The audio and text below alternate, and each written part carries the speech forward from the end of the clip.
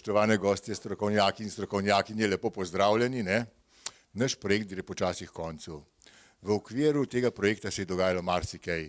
Eden od rezultatov je prostor, v katerem sedimo, in stvari, ki so zelo očitne. Ogromno je pa rezultatov, ki še niso vidni.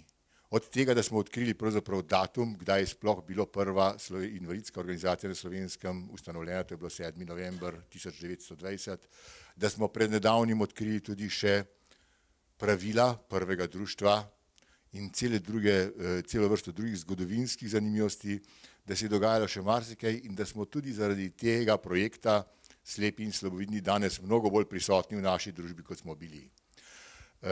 In seveda, kar je ključno, tisto, kar nas dela prisotne v družbi, so seveda tudi vsi tehnični pripomočki, vse tisto, kar nam omogoča živeti v našem vsakdanjem življenju, od bele palice, ki je najbolj preprost in najbolj genialen pripomoček, ker ti seveda odkriva prostor v najbližji okolici, pa do vrhunskih tehnologij 20. in posebej 21. stoletja, ki so neverjetno pomembne.